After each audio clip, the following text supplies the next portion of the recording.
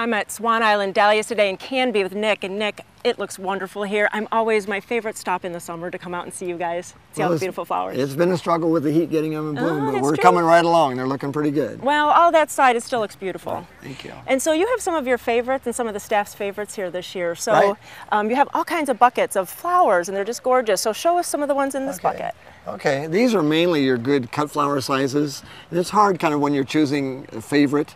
For me, I choose a lot for plant growth or plant style. Sure. I like them easy to stake or easy to hold up and maintain and be nice and, say, stockier and shorter.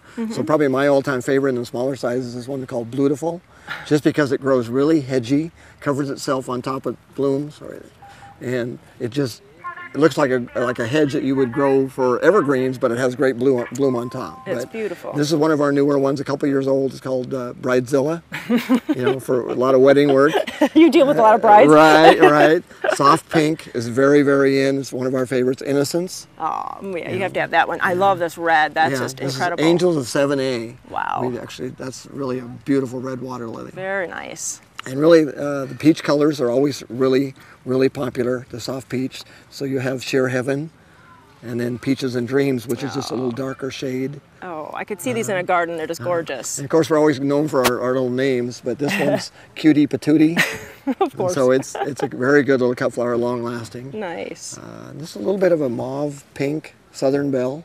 Nice. So all these are really popular cut flower sizes and good growth, and some of our favorites we always recommend to people for cut flowers or for weddings. Right, or and any size garden too, it's going to fit in there. Right. Really, that's great. And then you go to the monster big ones. Yeah, this is most of these are what impress people the first time they see them. They don't give you as many blooms, but what you get is magnificent. This is one that was introduced probably about 15, 20 years ago called Gets Perfection. It's one of my dad's hybrids. Beautiful. Very, very popular in the pinks. Nick Sr. was one of his last ones that he created.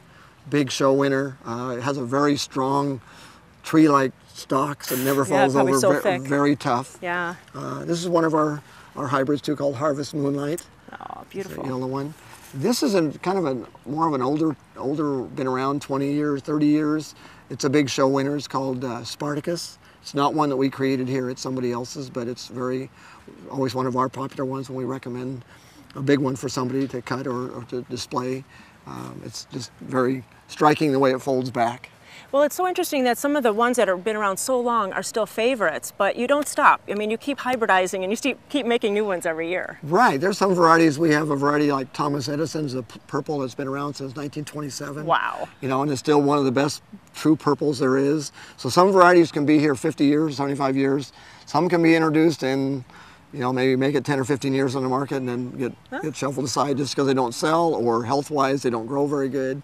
But generally, some can be around a long time.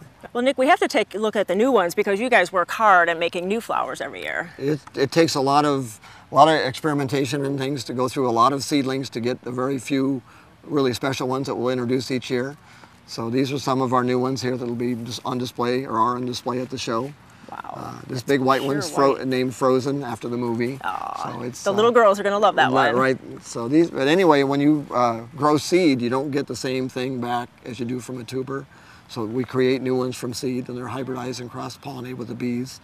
So we get many new varieties. We introduce about 8 or 10 maybe each year of the cream of the crop. Right. And really, everybody can come out this weekend. It's the last weekend of the festival, and you can come out and see all these beautiful flowers and also put your order in for your tubers. Right. It's the last chance to get 10% off special that we're doing during the festival for tuber orders that are placed at the show. So you can save a little extra money that way and get all set up for spring.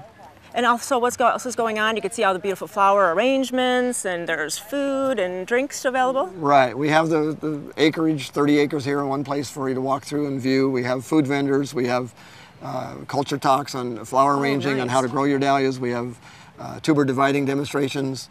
I don't know, 12, 15,000 blooms indoors, professionally arranged for everybody to see.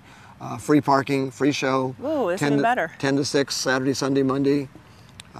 It's great to come out and just enjoy all the color. Yeah. If you have any other questions about the festival, where it is, get directions, go to gardentime.tv. We'll click you over to their website and come out with your family and your cameras because it's just gorgeous. Right. Thanks so much, Nick. Thank you.